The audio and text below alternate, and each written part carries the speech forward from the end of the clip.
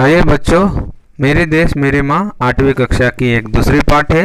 इस पाठ में देशभक्ति और सैनिकों के बारे में यहाँ पे बताया गया है। पाठ के उद्देश्य बच्चों, शत्रु से देश की रक्षा करना पुनीत कर्तव्य होता है। लड़ाई में पीठ दिखाकर भागना नहीं चाहिए, सीना तानकर आगे बढ़ना नहीं चाहिए, तभी तो वीर विजयमाला पहनते हैं। बच्चे साहस और वीरता इस घटना से अपने कर्तव्य से प्रति सजग होते हैं। इस पाठ का मुख्य उद्देश्य है आप में वीरता और साहसता यहाँ पाठ से प्राप्त होती है।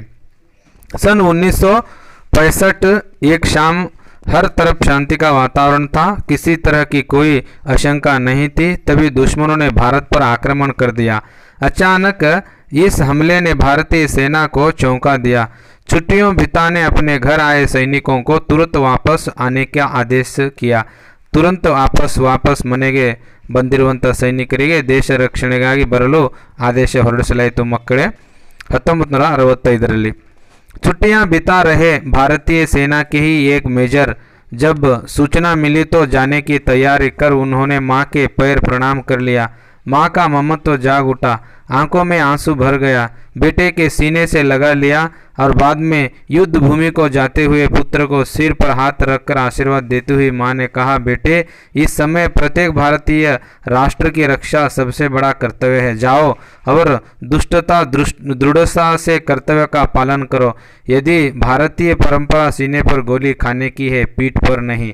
ನೋಡಿ ಮಕ್ಕಳೇ, ಭಾರತೀಯ ಪರಂಪರೆ ಎದೆಗೆ ಗುಂಡು ತಗಲಿಸಿಕೊಳ್ಳುವುದು, ಆದರೆ ಬೆನ್ನಿಗೆ ಅಲ್ಲ। ಎಂಥ ಅದ್ಭುತ ವಿಚಾರ ತಾಯಿ ಹೇಳ್ತಾಳೆ।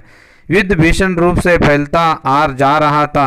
इच्चोगोल नहर की मोर्चा भारतीय सेना की चुनौती देकर दीवार खड़ा कर दिया था।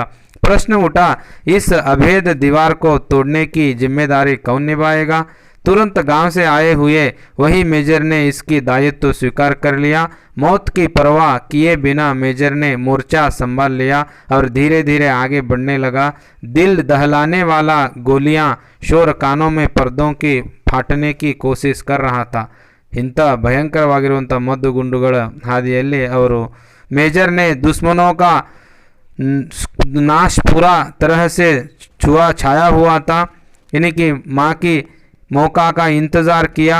इतना समय भी नहीं था, इसीलिए वे धड़धड़ाती गोलियों को खाते हुए दुश्मनों की टैंकों को ध्वंस करते आगे बढ़ने लगे थे। तभी दुश्मन की कहीं गोलियां एक साथ आकर सनसनाती हुई मेजर के हाथ पैर पर घुस गए। भारतीय परंपरा सीने पर गोली खाने की है, पीठ पर नहीं। माँ से शब्द प्रेरणा दे रहे थे। वे चोट की परवाह किए बिना आगे बढ़ते रहे। गोलियां खा कर उनका लक्ष्य पूरा किया। गोलियां मगर लगत हुई थी देखकर उनका यानी कि पीछा हटने का आदेश जारी किया गया। मेजर ने कदम रुके नहीं, दुश्मन के सारे टैंकों को ध्वंस कर विजय माली गले में लगा लिया। उन्होंने दम लिया, पूरे नाश कर दिया। घायल मेजर को तुरंत ही अमृतसर के सैनिक अस्पताल में लगाया था। तब पूरा सीना गोलियों से छलनी की तरह हो चुका था। गले से अधिकारियों ने पूछा, आपकी कोई अंतिम इच्छा है? तो गोलियां सीने में कसक रही थी। मेजर ने चेहरे पर मुस्कुराते हुए कहा, हाँ, मेरी माँ तक संदेश पहुंचा देना तुरंत। बेटे, तुम्हारे बेटे ने सीने पर गोली खाई है, पीठ पर नहीं। ये मेरी माँ को इच्छा थी, आपने मेरी माँ को ये संदेश पहुंचा दीजिए। ಈ ನನ್ನ ಸಂದೇಶ ನನ್ನ ತಾಯಿಗೆ ಹೇಳಿ, ಎದೆಗೆ ಭಾರತೀಯ ಪರಂಪರೆ ಎದೆಗೆ ಗುಂಡು ತೆಗೆಸಿಕೊಳ್ಳುವುದು, ಆದರೆ ಬೆನ್ನಿಗಲ್ಲ ಎನ್ನುವಂಥ ಈ ಸಂದೇಶ ನನ್ನ ತಾಯಿಗೆ ಮುಟ್ಟಿಸ್ರಿ ಎನ್ನುವಂತ ಹೇಳಿದ। जानते हैं ये बहादुर कौन थे? ये भारतीय सेना के अफसर मेजर आशाराम त्यागी थे। इन्होंने माँ के वचनों का पालन करते हुए अपनी मातृभूमि का रक्षा के लिए प्राण की बाजी लगा दी। दीपक बुझ गया पर उनकी अमर ज्योति युग तक देशभक्तों की राह दिखाती रही। ऐसे देशभक्त ಇಂಥ ದೇಶಭಕ್ತರು ನಮ್ಮ ಅನೇಕ ಜನರು ವೀರರು ಸೈನ್ಯದಲ್ಲಿ ನಿಭಾಯಿಸ್ತಾ ಇದ್ದಾರೆ ಮಕ್ಕಳೇ। ಎಷ್ಟೋ ಜನ ದೇಶಕ್ಕಾಗಿ ಪ್ರಾಣವನ್ನು ತ್ಯಾಗ ಮಾಡಿದ್ದಾರೆ, ಅವರಿಗೆ ಜೈ ಹಿಂದ್। शत्रु से देश की रक्षा करना पुनीत कर्तव्य होता है। लड़ाई में पीठ दिखाकर भागना नहीं चाहिए, सीना तानकर आगे बढ़ना चाहिए, तभी तो वीर विजय माला पहनते हैं। बच्चे साहस और वीरता इस घटना से अपना कर्तव्य की प्रति सजग होते हैं। ಯಾವಾಗಲೂ ನಾವು ನಮ್ಮ ಕರ್ತವ್ಯ ದೇಶ ರಕ್ಷಣೆ ಮಾಡೋದು, ಬೆನ್ನು ತೋರಿಸಿ ಓಡುವುದಲ್ಲ, ನಾವು ಎದೆ ಕೊಟ್ಟು ನಿಲ್ಲುವುದು ನಮ್ಮ ಕರ್ತವ್ಯ ಆಗಿದೆ। ಮಕ್ಕಳೇ, ನಯಾ ಶಬ್ದ यानी कि हमला, आक्रमण, चौंका देना यानी कि विस्मय करना, रूंध जाना, गदगद होना, अभेद यानी कि जिसको तोड़ा न जाया, जुड़ना यानी कि लड़ना, आदित्य जिम्मेदारी, मौत मरण, संभालना भार उठाना, दिल दहलानी भयभीत करना, इंतज़ार। इंचोगल की नहर ये 14 किलोमीटर दूर पर है। इंचोगल भारत से। आशाराम त्यागी भारतीय सेना के मेजर थे, यानी कि 21 सितंबर 1965 को भारत के पाकिस्तान युद्ध में शहीद हुए थे। ये युद्ध उपरांत उन्हें महावीर चक्र प्रदान सम्मानित किया गया। विरोधार्थक शब्द बड़ा छोटा, आगे पीछे, दोस्त दुश्मन, भेद्य अभेद्य। बच्चों, इस विरोधार्थक शब्द से आप वाक्य बना सकते हैं। बड़ा छोटा यानी आगे पीछे, दोस्त दुश्मन, भेद्य अभेद्य। आगे देखिए, ये छुट्टी छुट्टियाँ, गोली गोलियाँ, रोटी रोटियाँ, लाठी लाठियाँ, खिड़की खिड़कियाँ, जिम्मेदारी जिम्मेदारियाँ। ये लगाकर स्त्रीलिंग शब्द बहुवचन में बनाने का ये तरीका है। बच्चों, आप इनसे बना सकते हैं। ये कैसे लगती है और स्त्रीलिंग शब्द हम किस तरह बहुवचन में स्त्रीलिंग बनाते हैं, इस तरह है। आगे देखिए, नमूने के अनुसार शब्द बनाना, यानी कि धोबी धोबिन, यानी बाग बागिन, माली मालिन, साथी सातिन, तेली तेलिन। ये जो उनकी पति पत्नी का नाम होता है।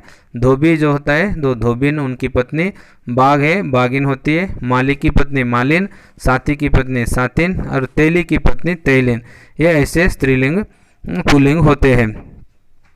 देखिए बच्चों, ऐसे माला मालाएं, शाखा शाखाएं, कविता कविताएं, पत्रिका पत्रिकाएं, रेखा रेखाएं, ऐसे होते हैं माला मालाएं, शाखा शाखाएं, अन्य वचन बहुवचन में कविता कविताएं, पत्रिका पत्रिकाएं और रेखा रेखाएं, ये अन्य वचन, एक वचन में माला, बहुवचन में मालाएं हैं। ऐसे शब्दों को वाक्यों में प्रयोग कीजिए। छुट्टी, राधा छुट्टी पत्र लिख रही थी। वातावरण, हमारे चारों ओर का वातावरण अच्छा रहना चाहिए। प्रणाम, मैं रोज़ मंदिर को जाकर भगवान को प्रणाम करता हूँ। यानी कि आसान से काम करना चाहिए। हाँ, शत्रुओं पर गोली चलाना है। अस्पताल में बीमार आते हैं, ज़रूर अस्पताल जाना चाहिए। ऐसे हम वाक्य भी बना सकते हैं। सर्वनाम, वाक्य में संज्ञा के बदले प्रयुक्त शब्द सर्वनाम कहलाते हैं। सर्वनाम के प्रयोग के वाक्य सुंदर, सरल और संक्षिप्त में लगते हैं। बच्चों, यही सर्वनाम है। सर्वनाम कौन कौन से हैं आप लोग जानते हैं। 6वीं 7वीं कक्षा में तो आप लोग को सर्वनाम की पहचान होती है। ನೋಡಿ ಮಕ್ಕಳೇ, ಇಲ್ಲಿ ಸರ್ವನಾಮ ಏನಿದೆ ಅಂದರೆ ಹಿಂದಿಯಲ್ಲಿ ಸರ್ವನಾಮ उत्तम यानी कि मैं हम तू तुम आप यह ये वह वे। एक वचनದಲ್ಲಿ मैं, बहुवचनದಲ್ಲಿ हम, तू तुम आप यह वे ये ऐसे ये सर्वनाम है। आप सर्वनाम पर वाक्य भी बना सकते हैं। छोटे छोटे वाक्य भी बनाना चाहिए बच्चों।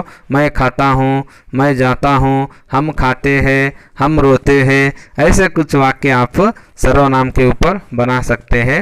ಇದಕ್ಕೆ ನೀವು ಕಂಠಪಾಠನೂ ಸಹ ಮಾಡಬಹುದು ಸರ್ವನಾಮಗಳಿಗೆ।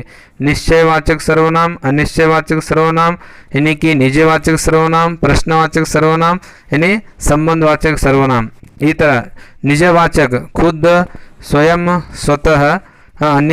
निश्चय निजवाचक इसने, उन्होंने, उसने। अनिश्चय कोई, कुछ, कहीं, किसी।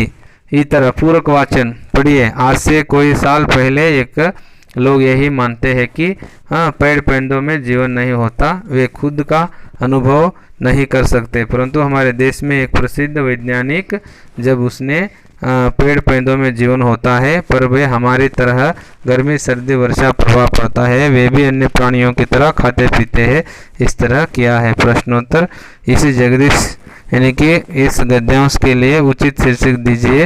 यानी कि वृक्ष जीवन है। किसी वैज्ञानिक ने बताया कि पेड़ पौधों में जीवन है। जगदीश चंद्र